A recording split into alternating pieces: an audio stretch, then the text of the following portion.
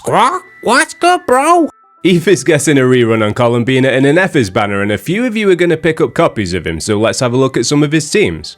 Keep in mind, Columbina will be better than most Hydro options here, because she converts Electro Charged into Lunar Charged and deals a bunch of damage. It's nice to have a look at teams without her though, in case she's occupied in other teams. So, as we know already, Ifa's passive is tailored towards Electro Charged, and ideally you want at least one Natlan unit in the side for Night Soul points.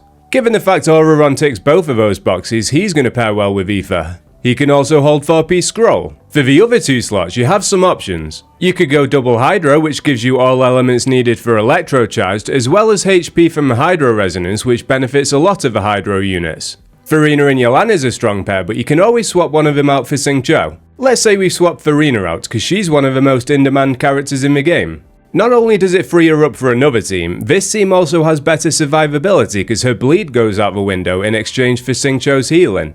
He also gives a little resistance to interruption as well as more Hydro Shred from his C2.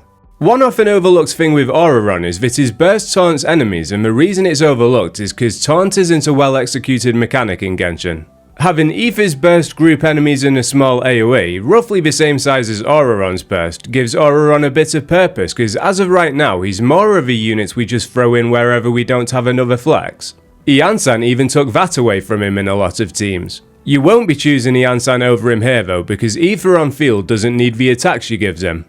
A more premium version of that team swaps out your second Hydro character for an Effa. Quite fitting with her currently having a banner which I imagine a few of you are pulling on.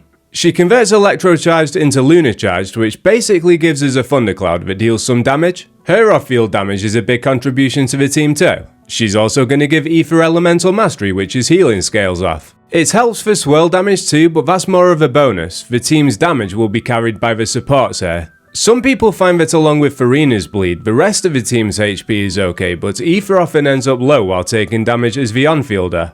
Effa's shield helps with that and also gives him some resistance to interruption. Swapping Farina out for Columbina would make the Thundercloud deal damage more often. She'd also give a 7% Lunar Charged buff to the team. With there being two Nodcry units, you'd get the Ascendant Gleam resonance too.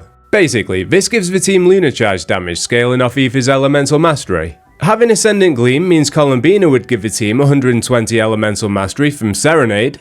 Effa will get the full 60% Lunar Charge damage bonus from the new set, taking a damage to the moon. Get it?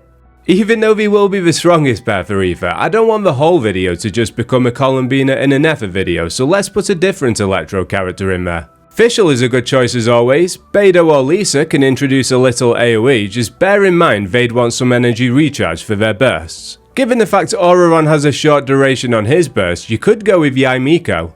Ifa holding Hakushin Ring to give everyone a 20% damage bonus on their element is going to make this team clap cheeks. With the more traditional Taser teams using Sucrose or Hazo, there weren't sustain units in the team. Because of this, we'd be restricted to using both C0 and Beidou as a composite sustain unit, and even then it wasn't comfy. Using Ifa gives more comfort because he's a healer and you can swap out C0 for Yelan who offers more damage, as well as Auroron for 4-piece scroll to buff the team. The downside of Ifa is that if you've been playing longer, you're more likely to have constellations on the other units. Ifa has a few valuable constellations like his C2 and C6 which contribute a lot to the team. If you're pulling for Columbina and an Effa though, you'll probably grab a few of them. Even though it's not optimal given the fact she only wants Hydro and Cryo, a Scoffia deals so much damage you could experiment and run a Freeze team. The Yelan and Farina pair will be solid as always. Shenhe would be a good flex in this team to buff a Scoffia's damage. Seat Lally wouldn't be bad either with a Hydro damage buff and 4-piece scroll. Seat Lally or Shenhe would give the team extra crit rates from the Cryo Resonance too. If you had any concerns about survivability in this team, having a Scoffia there as a second healer along with the potential to freeze enemies makes this team near unkillable. I don't think this is Ifa's best team, and ignoring his Electro Charge buffs is a shame, but there's so much quality in this team that it'll clear all content anyway. The only question would be, why run Ifa over someone else? I guess the answer is as simple as you just want to play Ifa, and that's perfectly fine in my opinion. I like him as a character. Getting Electro back in there, we have his Hyper Bloom team. Lauma deals a bit of damage herself while also enabling Hyper Bloom to crit. Auroron can trigger Hyper Blooms and hold 4-piece scroll. C0's got his survivability benefits and a lot of Hydro application. Ifa has genuine value in this team too because 4P's Viridescent Venera shreds Electro and Hydro resistance, his burst has a little bit of grouping, and he heals. Nahida is also an option for those that don't have Lauma. For those that don't have Nahida, you could use Kole. If you have a C4, she's going to give the entire team Elemental Mastery too, which is probably better than Nahida only giving it to Ifa. It'd be nice to give her a little time off the bench because she sure as shit's going to go hiding once she sees Dottore in this patch. Seeing as though we're doing throwback teams with Hyperbloom, let's put this national team in here too. C0, Xiangling and Bennett are the three I went with, but if you want to switch things up, you can do. Farina will work in place of C0, Mawika will work in place of Xiangling, you could even go random bullshit go and put a Scoffia in there instead of Bennett. The team can get extremely expensive though, so going with the original with C0, Xiangling and Bennett isn't a bad idea. What does Ifa bring to the table over Sucrose? Not much honestly. He is designed to be an electro-charged unit, but you might not have the premium options, and if you don't, its ceiling is lower. I wanted to explore the potential of different reactions. Revisiting the random bullshit go team I just mentioned, Farina, Mawika and Seat Lally is a fun team. I've played a similar one with Mizuki and I think her and Ifa are two cheeks of the same ass. They function almost identically in the team and you'll have reactions non-stop. That's good for triggering Seat Lally's passive for the Pyro and Hydro damage. You'll also be shitting out Night Soul points with there being 3 Natlan units so you can pop Mawika's burst a lot. Ifa's doing his best to apply Viridescent Venera on all elements. Give it a go. One thing I think a lot of people are missing from their Genshin experience is experimentation. It's easy to watch videos to see what performs best, replicate it, and then lean on those teams as a crutch, but don't forget why you're playing in the first place. You like the characters, the reaction system can be overloaded with elements, pun not intended but appreciated. Not all games have a reaction system though, so take advantage of it. I think Animo units make for good drivers in mono teams, and with Mono Hydro probably being the best one, it could be worth running Ifa with Farina, Yelan and C0. There'll be so much Hydro energy in this team, you can build less energy recharge and more damage orientated stats on them too. This is a team where I'd value Ifa above the other Animo drivers. Let's say you were using Sucrose or Hazo, there'd be no healer. You could give one of them Prototype Amber, but will it be enough to counter both the damage you take from enemies and Farina's bleed? Mizuki can heal, but she can't trigger Yelan and C0's attacks. Putting Animo aside, I'd say Shalonen is probably better in this team with Yelan as the driver, but Eva's a 4-star. Noelle could work, but you'd probably be swapping Viridescent Venera for either Archaic Petra, which doesn't do as much, or you'd just be going with a Noelle DPS build, which probably doesn't either.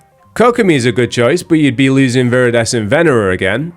Even though Ifa isn't the best option here, he is close and is a free-to-play alternative. You won't need much elemental mastery on him here either, so you could go for a healing bonus circlet to improve his healing. Random Bullshit Go is probably my favourite team on the list, so let's look at a variation of it, but with some cabbage. The value of units that don't need their bursts off rip are underrated in my opinion, especially in Stygian with you struggling to get your bursts up at the start of a fight. With teams like this, you don't have to. I will say survivability is a little awkward though, because you have damage from Farina's bleed, opponents hitting you, and the self-damage from burning. This team's damage won't be high enough for the higher Stygian difficulties, but if you're content with just the Primo Gems and maybe difficulty 4, you might find this team as fun as I did. I want to point out quickly that Ifa can also function as a 4-piece scroll holder in teams where there's an Animo DPS and someone else dealing damage of a swirlable element. We've not got Varka's full kit details yet, but there are rumours he'll be a dual element DPS absorbing whichever other swirlable element is in the team. If that turns out to be true, Ifa holding Scroll could be useful as a flex in Varka teams. Take it with a grain of salt though, because we don't have confirmation on his kits yet. For a score out of 10 at C0, I'd give Ifa a 6.5. He's capable of being a driver and healing the team, but for each of the team archetypes we looked at, there's always a better alternative. He's one of those units that is good enough that you can invest big into supports and clear difficult content, but without them he'd be more of an overworld unit. His exploration mechanic is useful for those that don't have many exploration units though. I'm going to drop videos for Varka and Lowen once the leaks come out, and team showcases for Columbina with and without other Nodcry 5 stars when she goes live. I also put out an Enefa guide at the weekend if you haven't seen it. Subscribe to the channel if you're interested in them. Don't forget to join the Discord where you can tag me with any questions, and take it easy.